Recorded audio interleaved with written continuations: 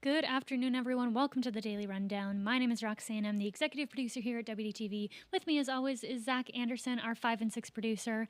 How's your day going, Zach? It's going okay. Definitely Yeah. better than yesterday. Yeah. I'm sure it's better for some Harrison County people yesterday. Now that we're having a Yes. dry day with no flooding, no rain today in the forecast. That's it looks true. We don't have really a lot about that flooding yesterday in the Daily Rundown, but I'm sure you guys have seen it on air and online.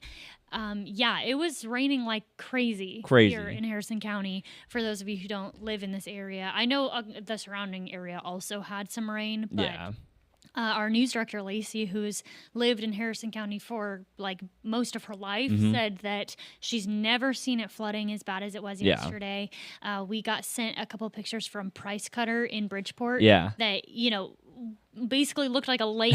I saw a picture of a man just like wading through the Price Cutter parking lot. Yeah. Like water was up to his knees, and I was like, that's unbelievable. Yes, so a crazy amount of flooding. Of course, this comes after all of that flooding in Lewis and Upshur County recently too. I know we had a couple calls about how there was some flooding there as well.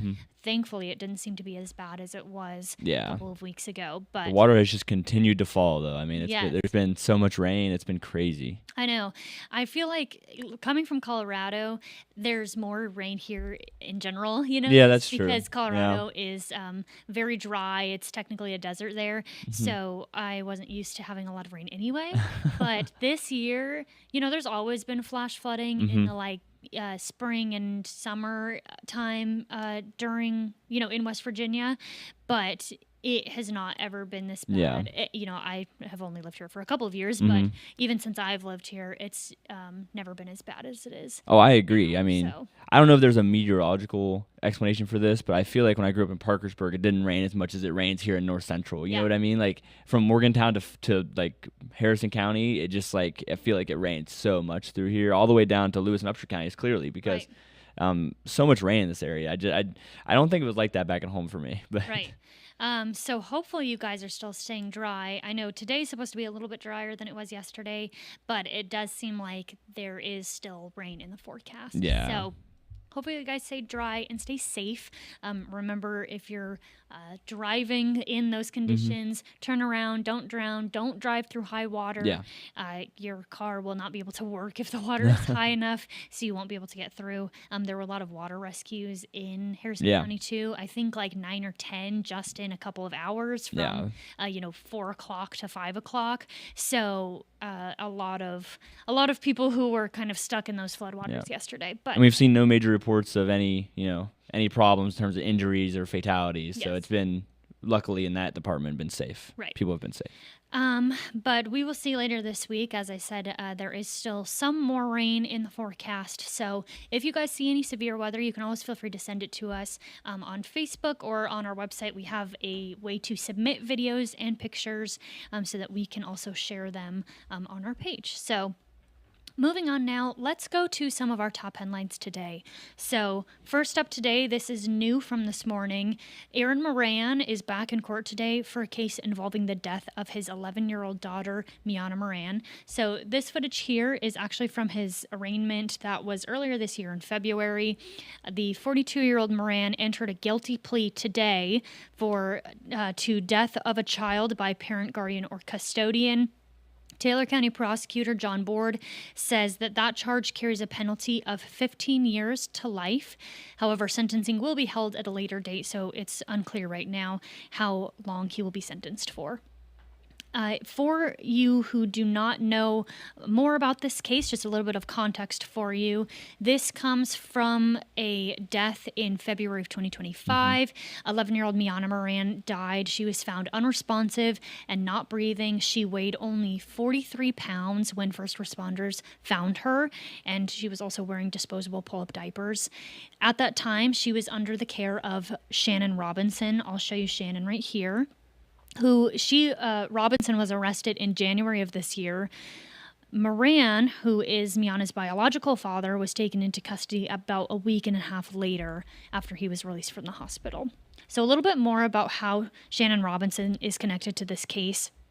Robinson was Miana's primary custodian. And this happened because Moran was told by a coworker that his mother, the coworker's mother, who is Robinson, could help Moran care for his daughters after he gained full custody of them in 2020 after divorce.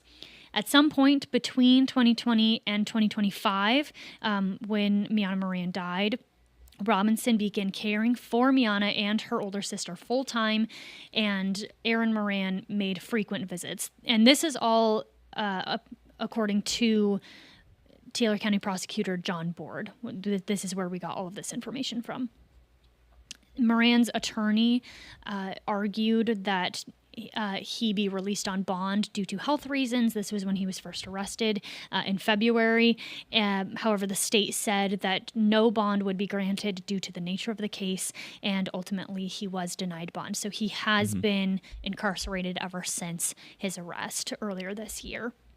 So again, he pled guilty today, and sentencing for that case will be set at a later date. So we will make sure to keep up to date with that, when sentencing is going to happen and how long he will be sentenced for that case. Yeah.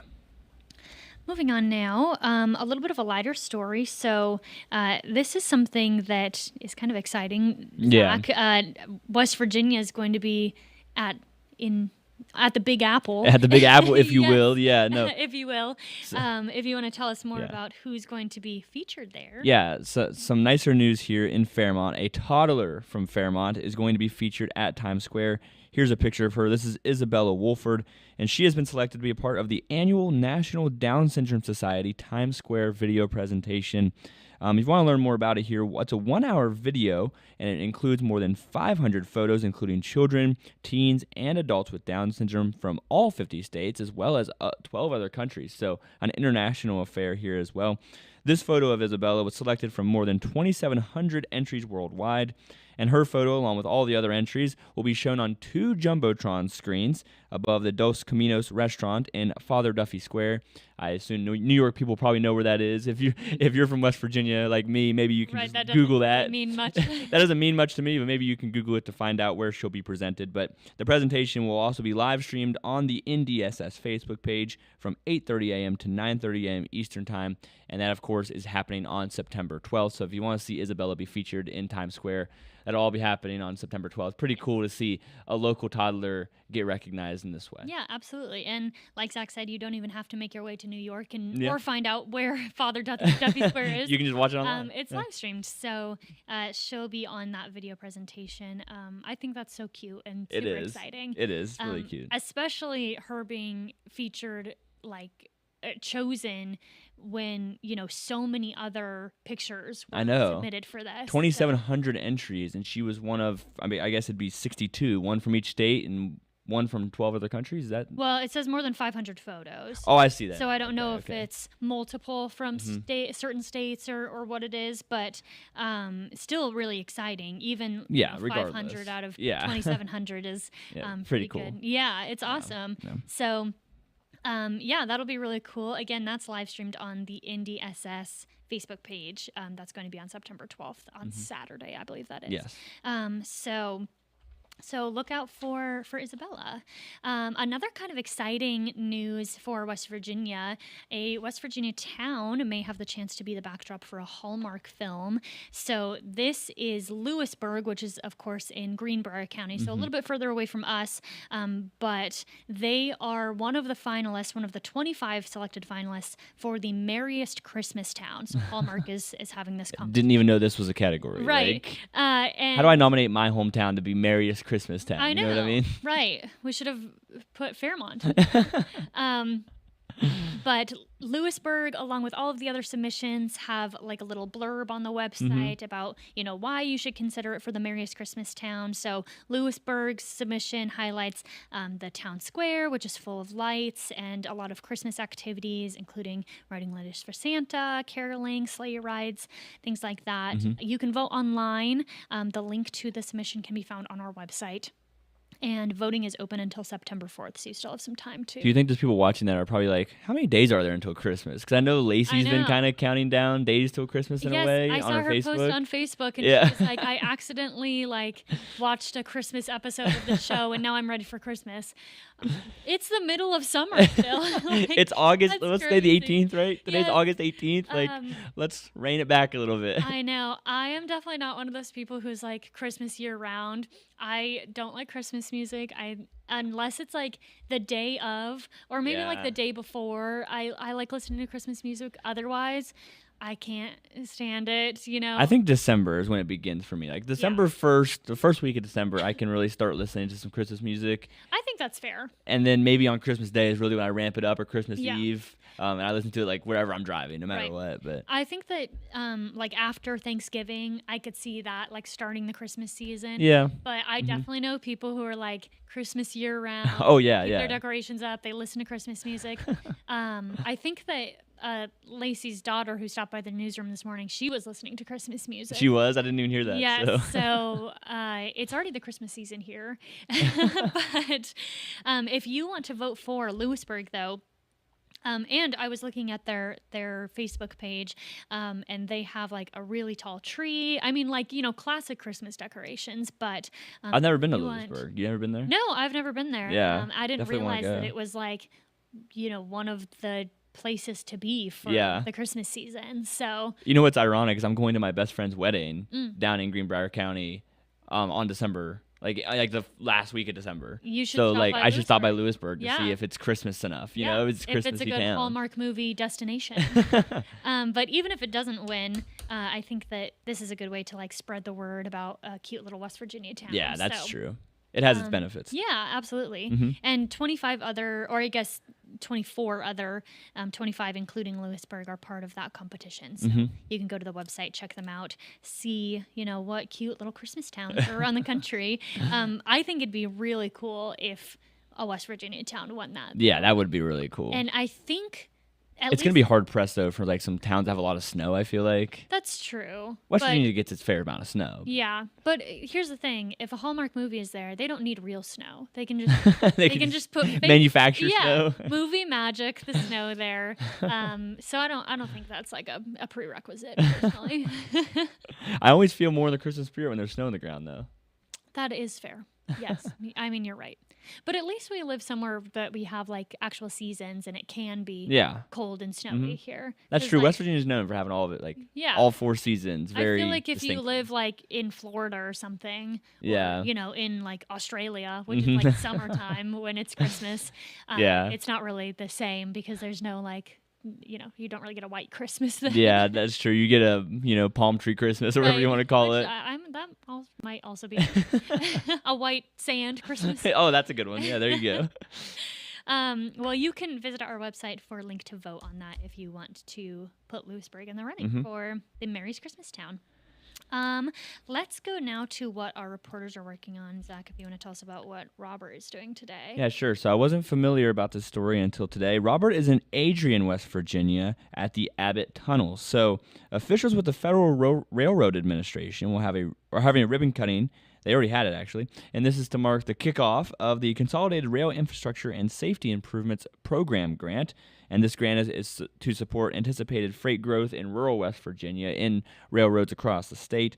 Robert is going to have more about these grants and how they're going to grow the railroad in that area and how that might impact the economy in West Virginia. Yeah. I feel like the railroad is not something that I think of as far as like West Virginia infrastructure, but then when I actually think about it, I'm like, every single town here has a railroad running through it. That's true. I mean, downtown Bridgeport, literally Main Street Bridgeport has one running right through the middle. Fairmont, I think Morgantown too. Morgantown has a handful by the river, I think. And I feel like that's not actually super common across the country to have railroads through towns anymore. So West Virginia actually has a very active railroad system, I would say. If you want a little history lesson, just like very briefly, the Eastern railroads were much more developed whenever like they had that big boom in the 1800s of railroads. So like the Eastern railroad system was a lot more developed and widespread, and West Virginia like moved all their coal on the Right. railroads back then. Of Right. course, is when the industry was booming with coal as well for West Virginia. So maybe in Colorado, like it was harder to get those railroads out west because of the terrain Yeah, almost. there are definitely railroads in Colorado, and there's a lot of mining in Colorado too. Yeah. But not all of Colorado. Yeah. It's kind of like the mountain towns, or if you're by the Mm-hmm. base of the mountains, there's a lot more. But like eastern Colorado, which is very like flat, Yeah, and doesn't plenty have of that railroads there. industry. Mhm. It doesn't have as many like train stations. Oh, okay, I gotcha. Not train stations, but like railroad. Like tracks and all of that. So West Virginia definitely is like, I wasn't thinking about it until today about how much there actually is here. Yeah, and how much West Virginia depended on it at one point. Right. Just like I said with Colorado, the terrain here is like all hills and mountains. Right. So it was also hard to build railroads here, but they made it work for the coal industry. Yeah, absolutely. back in And the day. even still, there's a lot of coal trains that even come Absolutely. through, Bridgeport. Yep. So yeah, we'll see how these grants are going to impact that, and how they might help continue to grow the Yep. railroad industry here in West Virginia. Absolutely. Turning to the First at 4 now. So we were talking about Christmas music, but that's not what the First at 4 word on the street is today, but it reminded me of it. Word on the street today is, what a song that makes you want to conquer the world. I don't know, in this very specific situation, like Eye of the Tiger, like Yes. that makes me feel like motivated in a way. Or like Don't Stop Believin'. Yeah, something like that. It's like upbeat and maybe some Yeah. rock, some pace, and something like that. I don't know. I feel like that makes sense to me. I feel like this is a hard question because I like a lot of music. We've talked about that on here. I know. Before, so I feel like all of these that are like, what's this one song that makes you think of this? And I like forget every single song that I've ever Yep. listened to. like I can't think of one word, I know. one word of a song. Yes, but I think both of those, like Eye of the Tiger is a really good one. I think that's probably, like, if you looked on Facebook, I would like bet money that that's at least one person's answer. Yeah. Oh, yeah. I'd agree. Which I feel like makes sense. I think Yeah. that's a good song. I think that anyone's like walkout song for like sports, Yeah, those are usually there's pretty probably good. a lot of those that are like, Yeah. that's why they have that song. Yeah. It, like pumps them up. And sometimes I question that when I'm at a sporting event. I'm like, this is the song that motivates Yes, you? Like, that is so true. Not that I go to a it can lot be of like sporting Shania Twain or events. something. It's like, Yes. this motivates you? It's like the most random song, and you're like, I would have never guessed that like this would be a song that you would choose. Yeah, But like, that's also really fun. I like hearing like walkout songs like that because it's Yeah. like, oh yeah, I mean, I guess so, but I wouldn't have picked that maybe, but I mean, I would have thought of something else, but like, yeah. whatever does you best, And that's Yeah. why the Facebook comments, I want to see what people say on there. 'Cause Right, I'm curious, curious. to see, and I'm curious to see what Holly and Vince say, because I feel like they have very interesting, taste in music and Yep, stuff. that's true. And And I know a Vince goes lot on of- walks and stuff. so, Yeah, Yeah. yeah. Maybe he has like a playlist for his urban hikes, is what he calls them, in the morning. Maybe he has like I'm hiking playlist that has like a lot of those songs on it. I don't know. I know Oh, I man. do. Like if I have to like clean or something, Yeah. or like working out, I have like a specific playlist that I'm like, Yeah. I need a specific mood of music to be able to like do my tasks. So Yeah. I'm sure on like Spotify or Apple Music, there's a lot of like playlists that are, songs that make you want to conquer the world. Yeah. But if you guys want to tell us what song makes you want to conquer the world, that is still up on our Facebook page and on our website, so you still have time to vote there. But that's all we have for you guys for your daily rundown today. Make sure to tune into the First at 4 today. You can see if your comment gets chosen for Word on the Street. Yep. Also today, because this is why they did this question, is because it's Tunes Day, so of course we'll have a local musician on there as well. Yep. And make sure to tune into the 5 o'clock show and all of our evening broadcasts for more about your top headlines and more about what our reporters are working on. But that's all we have for you guys for now. But thanks for watching. We will see you tomorrow.